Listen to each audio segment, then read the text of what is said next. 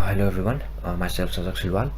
Today on our presentation we'll be discussing about SIG versus Steve Wizard. This presentation is itself divided into 5 different parts, which is handled by 5 different group members. For me, I'm handling the background part. So for now, let's begin with the presentation itself.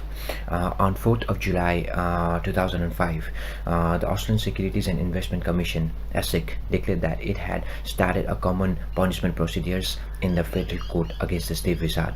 ASIC charged that Wizard ruptured his obligation as an executive of Telstra Corporation Limited by despicably utilizing data given to him as a chief of Telstra to pick up leeway for either himself and additional others. ASIC affirmed that amongst March and July 2000, Wizard utilized private Telstra data with the exchange of offer to 3 recorded open organization: Sources Software Limited, Computer Sales Limited, and Key Corp Limited. In a media discharge, ASIC expressed that it was looking for an accompanying request from the court for like financial punishment in such sum of the court considered proper for every reputations and preclusions arranged for forbidding Wizards from being engaged with the administration of organization for such period of court considered suitable. Striking, it was likewise expressed in 4th July media discharge that ASIC has documented a statement of agreed fact with the federal court in which Wizard agreed with the realities that offered assent to the claims, and Wizard additionally agreed with ASIC that it was fitting for the court to proclaim that he negated his obligation to Telstra in utilizing the Telstra data, and for the court to make order focusing on monetary punishments and exclusions. Thank you. Now the further presentation will be held by another group members. Thanks.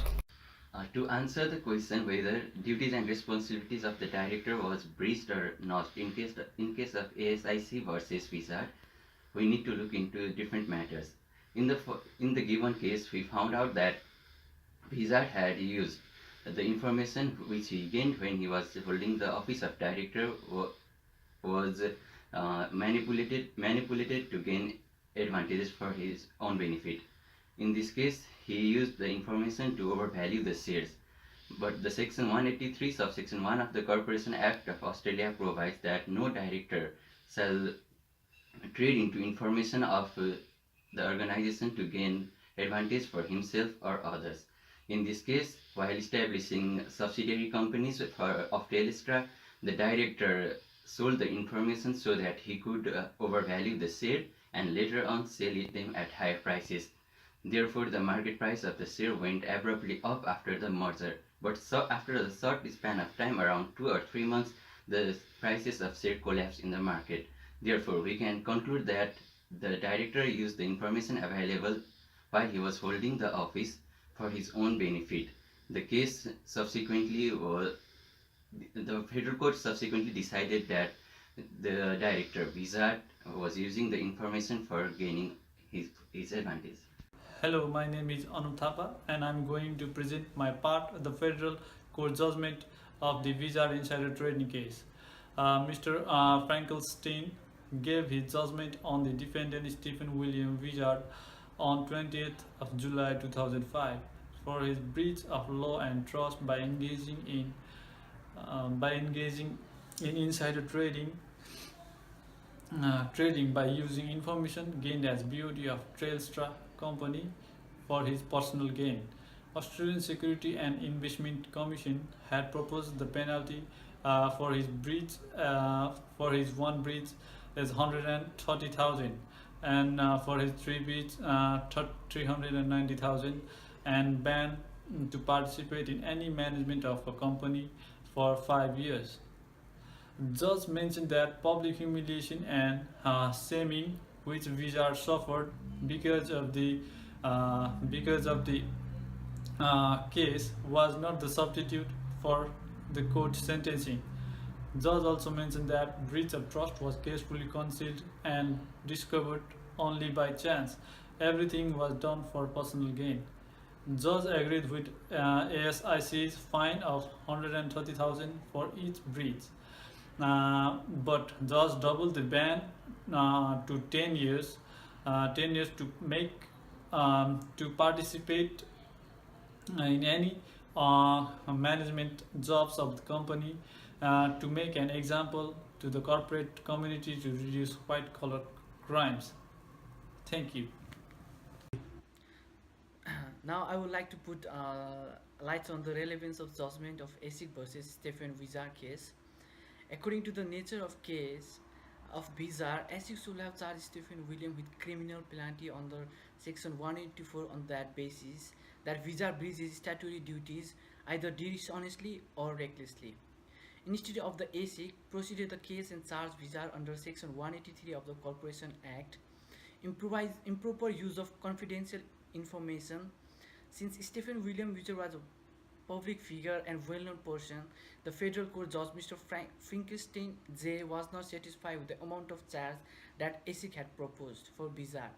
The judge wants to set an exemplary penalty to Vizar so that it can discourage other high-profile people working on responsible high posts to commit any crime. ASIC submitted that a 5-year disqualification was appropriate and maximum monetary penalty of 200,000. Justice Frankenstein explained that the real purpose of the court to punish some guilty is to send message to the society that crime by anyone is not tolerated and will be punished. The federal court judge refuses ASIC recommendation and imposes 10-year disqualification on Vizar. Since Stephen William Vizar was a celebrity director, the case got lots of media coverage. With this case, the parties proceeding to civil penalty must be aware that the court may, in appropriate circumstances, impose more onerous penalties than those are recommended by the regulators. The case decision have resulted in building moves to apply the obligation of directors and officers to employees of corporation and other individuals. The Corporation and Market Advisory Committee in May 2005 released 2 papers and entitled Corporation Duties Below Level regarding the extent to which corporate officers, excluding directors, employees and other individuals, are subject to personal duties and liabilities under the CA, and whether those classes of persons should be extended, and it gives consideration to some of the other recommendations made by Justice Neville Owen in the HIS Royal Commission final report. Now my part finished here, and I would like to welcome Dipendra for the conclusion of the case. Thank you. Hi, this is me, Dilbahadur Thapa. I'm going to give the short video presentation about the ASIC versus Vizar. According to the nature of the case, Vizar has been banned from managing in corporation for 10 years and pay penalties of 390,000, while the maximum penalties provision was 200,000 according to the section 283 and 183 of corporation law.